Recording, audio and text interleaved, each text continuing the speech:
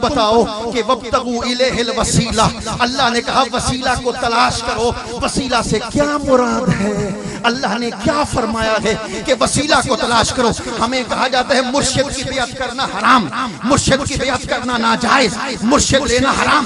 ارے علماء دیوبند کا متفق پیر ہے، غیر مقلدین کا متفق پیر ہے، نام ہے اسماعیل دہلوی، کتاب کا نام ہے صراط مستقیم۔ وہ لکھتا ہے اہل سلوک ای آیت را اشارت می فہمند و وسیلہ مرشد را می دانند، بدون مرشد راہ یابی نادرست۔ اب کوئی اٹھے گا نہیں۔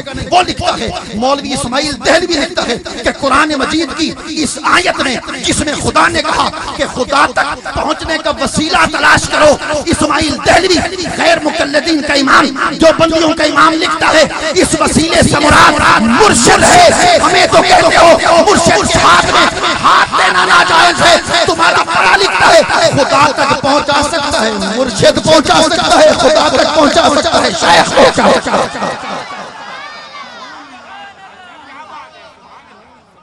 بدون مرشد راہ یابی نادرست۔ وہ لکھتا ہے مرشد کے بغیر نہ کوئی کامیاب ہو سکتا ہے، نہ کوئی سے منزل مل سکتی ہے۔ وقت مختصر ہے۔ قرآن مجید کی دوسری آیت عسیٰ ان یبعثک ربک مقاما محمودا، ان قریب اللہ محبوب آپ کو مقام محمود عطا کرے گا۔ مقام محمود کیا ہے؟ فیلقی لہ کرسی عن یمین اللہ، اللہ کے دائیں جانب حضور کے لیے کرسی بچھا دی جائے گی۔ دوسری روایت فیقعدہ علی العرش، اللہ پاک عرش پہ قیامت والے دن حضور کو بٹھا دیں گے۔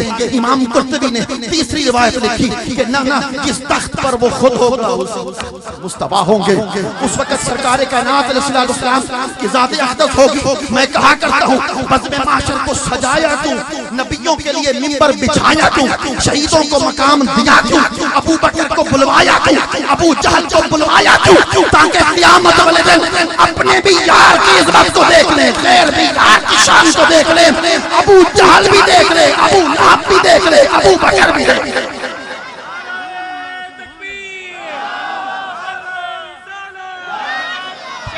مفتی اعظم پاکستان جشن عید میلاد النبی۔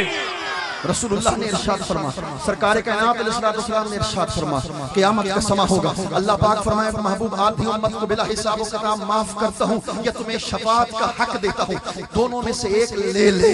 حضور فرمائیں گے فاخترت الشفاعہ، اگر آدھی امت کی معافی لے لوں تو باقی آدھی گناہگار امت کا کیا بنے گا؟ فاخترت الشفاعہ، میں شفاعت کو قبول کروں گا، جس کسی کے بارے میں ہاتھ اٹھاؤں گا خدا سے بخشواتا چلا جاؤں۔ آج لے ان کی پناہ، آج مدد مانگ ان سے، پھر نہ مانیں گے قیامت کو اگر مان گئے۔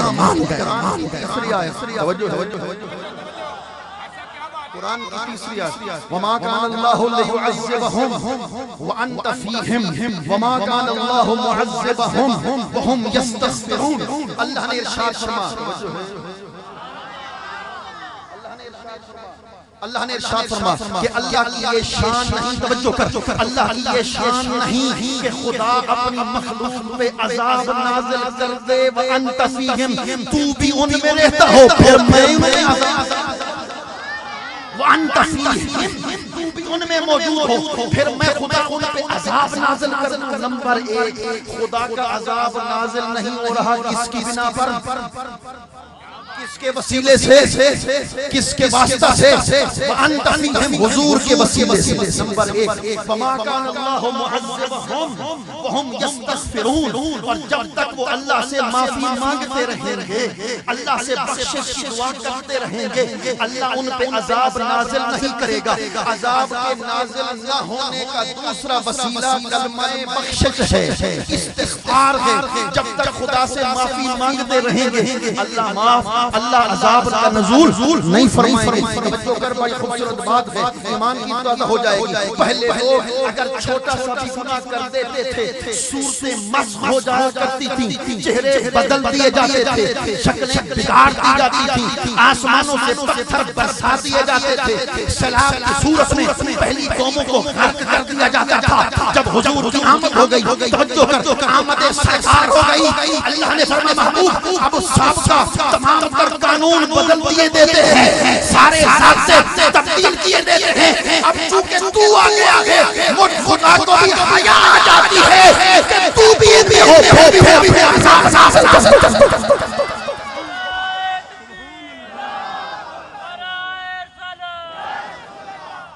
محبوب وانت فیہم، اس لیے کہ تو ان میں موجود ہے. محبوب کوئی مانے یا تجھے نہ مانے، یہ فکرہ جام صاحب کے لیے پیش کرنے والا ہوں. ایمان کی متازہ ہو جائے گی. محبوب کوئی تجھے مانے یا نہ مانے، اس کے نہ ماننے کو نہیں دیکھیں گے، یہ تو دیکھیں گے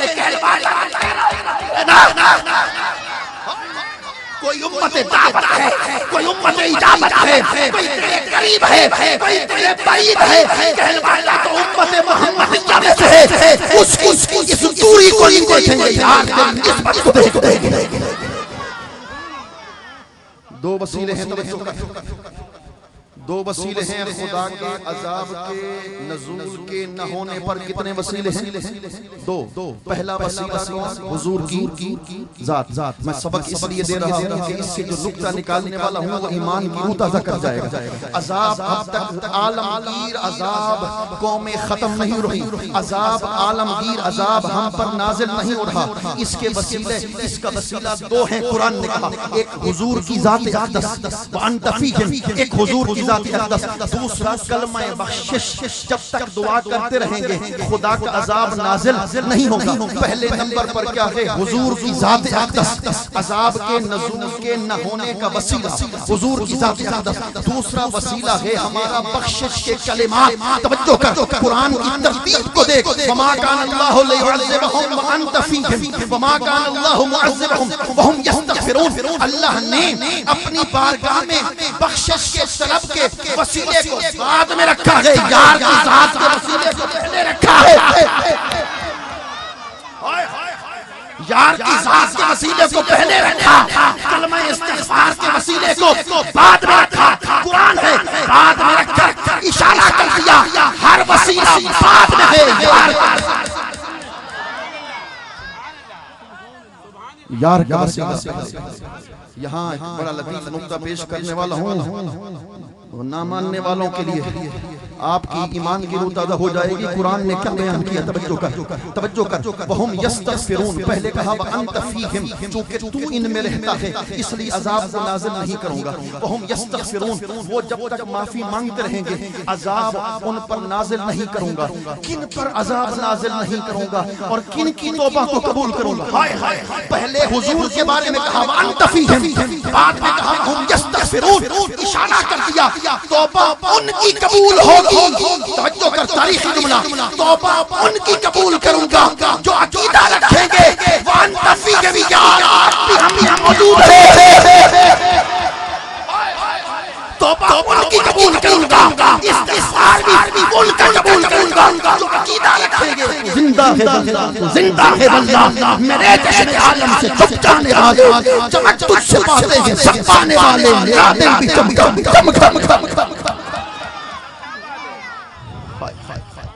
توبہ بھی ان کی قبول کروں گا. محبوب جو عقیدہ رکھیں گے وانت فیہم، تو اب موجود. حاضرین محترم، قرآن کی تیسری آیت، کیونکہ میں نے بہت جلد اپنے خطاب کو ختم کرنا. قرآن کی تیسری آیت سورہ یوسف اٹھا. توجہ ہے، سورہ یوسف کو اٹھا کے پڑھیے. حضرت یوسف علیہ السلام کے بھائی آگئے دربار میں. حضرت یوسف علیہ السلام تخت بادشاہ پر بیٹھے ہوئے ہیں. بھائی آگئے، بھائیوں نے کہا اے حضرت یوسف، حضرت یعقوب علیہ السلام کی بینائی تو چلی، والد کی بینائی چلی. کچھ لوگ کہتے ہیں کہ حضرت یعقوب نابینا ہوگا. میں ان میں سے نہیں جو یہ مانوں.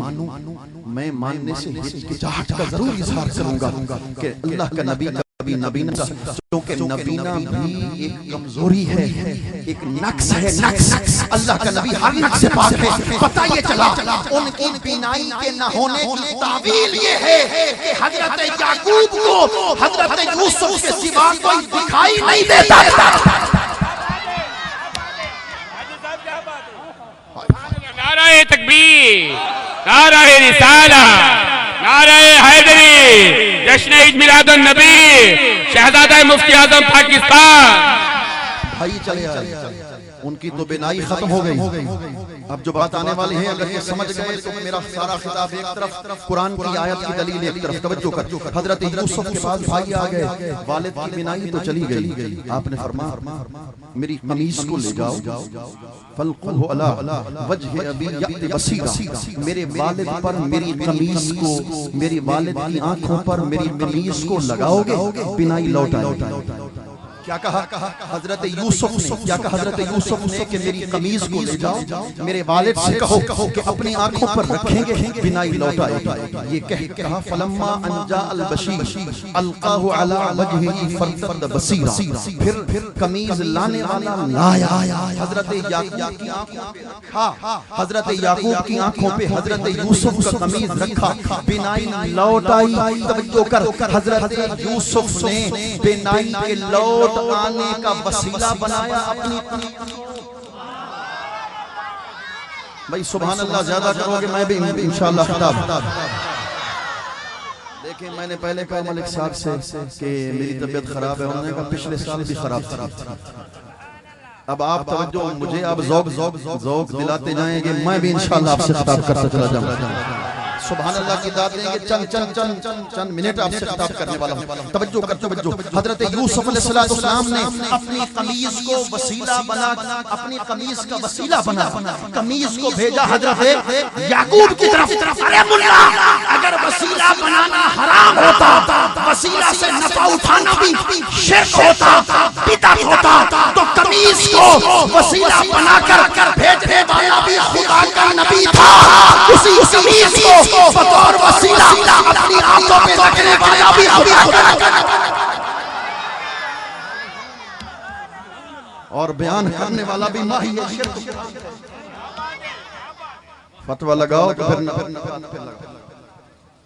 قرآن کی حدیث پاک میں آتا ہے، اس حدیث پاک کو المعجم الصغیر میں نقل کیا، المعجم الکبیر میں نقل کیا گیا، مجموع الزوائد کے اندر نقل کیا گیا، حلیہ کے اندر نقل کیا گیا۔ توجہ ایمان کی روح، جب میں نے اس حدیث پاک کو صبح پڑھا میرے تو ایمان کی روح تازہ ہو گئی۔ توجہ کر کے سن، حدیث پاک میں آتا ہے حضرت مولا کائنات حضرت علی المرتضیٰ کی والدہ کا وصال ہو گیا، حضرت فاطمہ بنت اسد رضی اللہ تعالیٰ عنہا کا وصال ہو گیا۔ حدیث پاک میں آتا ہے رسول اللہ صلی اللہ علیہ وسلم نے ان کو غسل دینے کا حکم عطا فرما۔ غسل جب ہو گیا، غسل کے بعد فخلع رسول اللہ صلی اللہ علیہ وسلم قمیصہ وَأَلْبَسَهَا إِيَّاهَا وَكَفَّنَهَا بِبَرْدٍ فَوْقَهُ۔ رسول اللہ صلی اللہ علیہ وسلم نے اپنی قمیص مبارک اتار دی، اپنی قمیص مبارک حضرت فاطمہ بنت اسد پہ، حضرت فاطمہ بنت اسد پر اپنی قمیص مبارک چڑھا دی۔ رسول اللہ نے اپنی چادر مبارک اتار دی، چادر مبارک اتار کر حضرت فاطمہ بنت اسد کے جسم اطہر پر بطور کفن کے لپیٹ دی۔ واہ فاطمہ بنت اسد، تیرا مقدر مصطفیٰ اپنی قمیص بھی عطا کرتے ہیں، اپنی چادر بھی بطور کفن۔